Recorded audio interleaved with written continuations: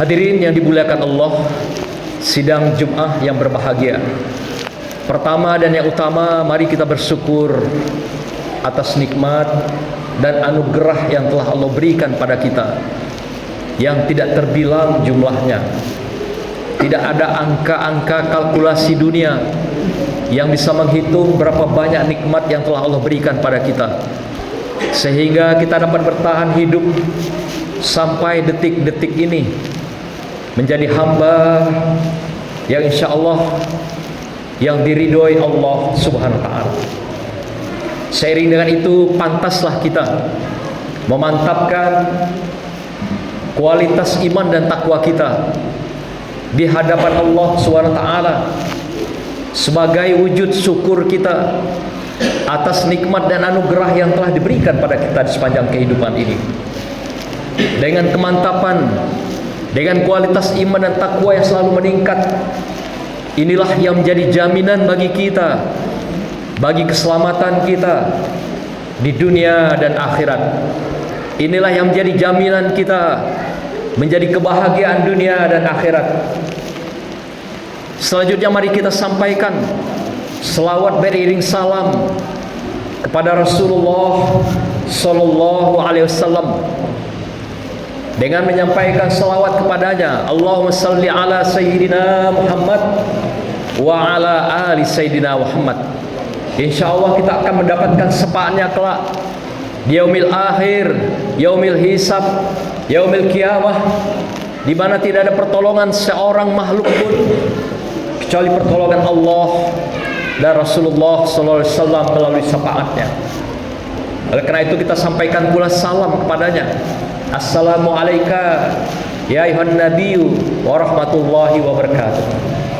Semoga dengan salam keselamatan yang kita panjatkan doa kita pada Rasulullah, beliau juga memberikan doanya keselamatan pada kita semua dalam kehidupan ini. Demikian juga di akhirat kelak. Hadirin berbahagia, izinkan kami pada kesempatan berbahagia ini sebagai khatib di mimbar yang terhormat ini menyampaikan sebuah judul khutbah yang singkat, yaitu kecintaan dan kerinduan Rasulullah Sallallahu Alaihi Wasallam. Hadirin berbahagia, hari ini betapa kita sudah mengalami suatu negara, suatu bangsa yang penuh dengan kemajuan dan modernisasi, kemodernan. Menurut pakar budaya yang bernama Bauman mengatakan, kemodernan itu adalah tegaknya pilar-pilar moral dan akhlak dalam kehidupan manusia. Ada yang memahami kemodernan itu adalah semakin terbelakangnya peradaban kebudayaan, sehingga penampilan semaunya, sehingga perilaku seenaknya. Ada yang memahami seperti itu. Makin perilakunya aneh-aneh, itu menunjukkan modern. Makin pakaiannya yang aneh-aneh menunjukkan modern. Ternyata pakarnya sendiri, seorang yang ahli di bidang budaya dan peradaban ini mengatakan kemodernan itu adalah tegaknya budaya dan peradaban, tegaknya akhlak dan moral, tegaknya teknologi bagi kemaslahatan kemanusiaan. Tetapi kalau yang terjadi sebaliknya, justru yang terjadi adalah keterbelakangan peradaban dan budaya, keterbelakangan akhlak dan moral dalam kehidupan manusia. Inilah yang kita rasakan hari ini. Bagaimana akhlak kita kepada Allah dengan media sosial yang kita miliki. Sudah terdengar suara azan, sang Bilal memanggil kita untuk sholat, kita masih larut menikmati media sosial kita, menikmati handphone kita, menikmati berbagai laptop kita, komputer kita, sampai kita bertahan berjam-jam. Ada yang 10 jam tahan di depan laptop, di depan handphonenya. Bahkan ada yang sampai 1 hari 1 malam mereka bertahan di depan teknologinya itu. Padahal ketika Allah memanggil, hanya paling-paling meminta waktu 5-10 menit saja kepada kita. Tapi apa yang terjadi di dalam kehidupan kita hari ini? Kita abaikan panggilan itu. Kita abaikan Allah dalam kehidupan kita. Kita abaikan Rasulullah di dalam sepanjang hayat dan kehidupan kita.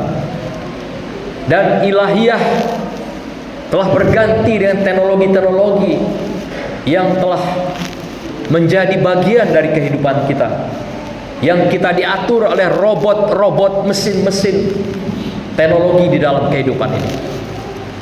Hadirin berbahagia, ini pergeseran yang sangat mendasar di dalam kehidupan akhlak dan moralitas kita. Belum lagi dalam kehidupan kemanusiaan, kita rasakan hari ini mulai tergerusnya kejujuran dalam kehidupan. Sudah mulai kita rasakan lemahnya amanah yang ditunjukkan oleh pimpinan kita, kelompok-kelompok dan masyarakat kita, partai-partai, ormas-ormas kita. Melemahnya amanah itu dalam kehidupan masyarakat, baik di tengah keumatan, kemasyarakatan, bahkan kebangsaan kita. Demikian juga kita merasakan telah makin jauhnya patonah dalam kehidupan, kecerdasan pemimpin di dalam memberikan solusi bagi kehidupan masyarakat, problem solving bagi kehidupan rakyat, sehingga masyarakat merasa dalam krisis, baik itu krisis ekonomi, akhlak dan mental, sampai krisis keagamaan. Tidak juga sedikit kita saksikan, yaitu tabligh, kecerdasan berkomunikasi, mengatakan yang benar secara benar, sudah sangat sulit kita dengar hari ini. Mengatakan yang salah dengan sebenarnya juga sulit kita dengar saat ini. Inilah hadirin berbahagia, pergeseran nilai moral, akhlak itu di dalam hubungan kemanusiaan kita, dalam keumatan, dalam kemasyarakatan dan kebangsaan kita. Betapa Rasulullah telah menunjukkan 15 abad yang silam, memberikan contoh kecintaannya kepada kita, memberikan contoh kerinduannya kepada kita. Betapa akhlak itu adalah menjadi bagian utama bagi kehidupan seseorang, baik akhlak kepada Allah SWT dan akhlak kepada sesama manusia. Maka itu ayat kami bacakan tadi, yang singkat tetapi sangat bermakna mendalam di dalam kehidupan kita. Yang pertama adalah ma wadda'aka rabbuka wa ma qala. Allah katakan pada Rasulullah, wahai Rasul, Tuhanmu tidak akan meninggalkan engkau dan tidak pula akan membencimu. Turunnya ayat ini dan dua ayat sesudahnya, seperti misalnya walal akhiratu khairul laka minal ula, dan satu lagi ayat yang berbunyi wala saufa yu'tika rabbuka fatarda. Tiga ayat ini adalah ketika Rasulullah bermunajat kepada Allah SWT. Ketika dia bermunajat, dia menangis sejadi-jadinya. Air matanya sampai membasahi sal yang dia pakai. Lalu Umi Aisyah bertanya, wahai Rasulullah, ada apa gerangan engkau menangis begitu sedih, sehingga sampai membasahi sal yang engkau pakai untuk menghapus linangan air mata engkau? Bukankah engkau sudah diberikan predikat oleh Allah sebagai orang yang maksum, orang yang sudah diampuni, orang yang sudah suci di hadapan Allah? Tapi mengapa engkau masih menangis begitu sedih? Kata Rasulullah, aku bermunajat kepada Allah untuk meminta tiga hal sebagai cinta aku pada umatku, cinta aku pada saudaraku. Jadi kita ini dianggap oleh Rasulullah selain umatnya, tapi juga saudaranya.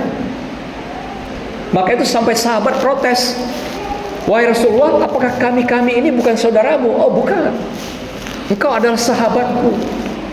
Saudaraku adalah mereka-mereka yang mencintai dan beriman padaku, tapi tidak pernah bertemu dan berjumpa denganku. Itulah saudara-saudaraku, kata Rasulullah. Itulah umatku. Kalian semuanya adalah sahabat-sahabatku yang hidup semasaku, berjuang bersama aku. Tapi saudara-saudaraku, dia tidak pernah bertemu dengan aku. Maka aku rindukan mereka, kata Rasulullah. Rasulullah rindu dengan kita sebagai umatnya, sebagai saudaranya. Maka itu Umi Aisyah bertanya, apakah doa engkau ya Rasulullah, sampai engkau begitu sedih menyampaikan munajatmu itu kepada Allah SWT? Rasulullah mengatakan, yang pertama aku berdoa agar semua umatku, saudaraku kelak semuanya masuk surganya Allah. Ini permintaan Rasulullah yang pertama. Rasulullah tidak rela dan tidak ikhlas kalau satu ketika nanti ada umat yang masuk neraka. Sungguh luar biasa kecintaan Rasulullah pada kita semua. Sehingga beliau katakan pada Allah, wallahi inni la ardo wahid ummati finnar. Ya Allah, demi Allah, aku tidak ridho, aku tidak ikhlas sekiranya umatku ada satu orang pun yang masuk neraka. Subhanallah. Inilah doa Rasulullah yang pertama yang dipanjatkan kepada Allah sebagai cintanya dan kerinduannya kepada kita.